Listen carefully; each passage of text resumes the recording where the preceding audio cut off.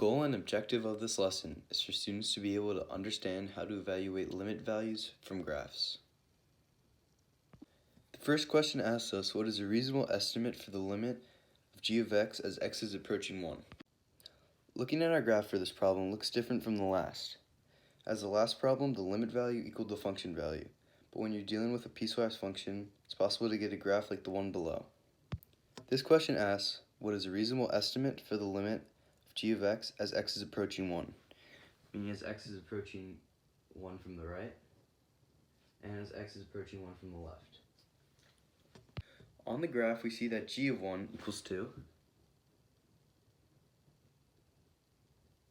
But the y values seem to approach a different value as the x values start to approach 1. In this problem, the limit may seem to be somewhere between y equals 4 and y equals 5, but slightly closer to y equals 4. What do those circles mean? The open circle right here says that the function doesn't have a value along the curve at x equals 1, where the limit's supposed to be. While the filled circle says, hey, I'm the value of the function at x equals 1. Although that does not mean the value is our limit. Knowing this information, let's look at our answer choices. A is 1.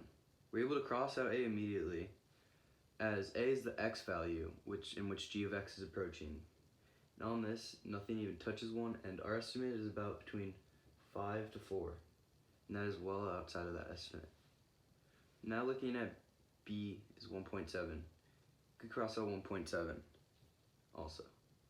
And they try to trick you as the value, the closed circle, which is the value of the function at x equals 1, is 1.7. But the value does not always equal the limit in this case. C is 4.2. Mark that off as a maybe because it's between our estimate of 5 and 4. Then D is 5.1. That's also within our estimate of 5 to 4, a little outside. And then E, the limit does not exist. We could tell the limit does exist though, because it's differentiable and continuous over the function. Alright, now 4.2 and 5.1. Right here we can see that the graph is well closer to 4 and farther than 5, especially if 5.1 is out here. 4.2 is the most reasonable estimate out of these answer choices, and is our answer. Our next question asks, what is a reasonable estimate for the limit of f of x as x is approaching negative 4? This means from both sides, what is the limit as x is approaching negative 4 right at this point? Now let's look at our possible answers. A is negative 4. We can immediately eliminate negative 4, as just because x is approaching negative 4 does not mean that's the answer. It's nowhere close. We're looking between 4 and 3. So we could cross A out.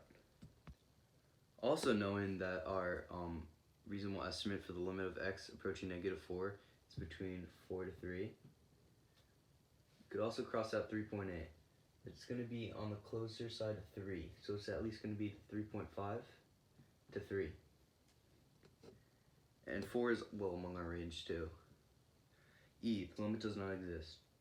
This is also not true, as we could see the graph that it's both continuous and differentiable over the interval. So the limit does exist. And we're left with our last answer, B, 3.3. Which is right, as our answer is between 3.5 to 3. You can see it's on the little closer side of 3. It's around 3.3. So that's a reasonable estimate for the limit of f of x as x is approaching negative 4.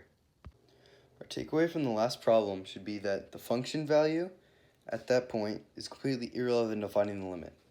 For example, right here and right here, the function value equals 1.7, which is completely irrelevant to our problem, as we found that the limit was 4.2. So the function value doesn't always equal the limit value, unlike it did in the first problem.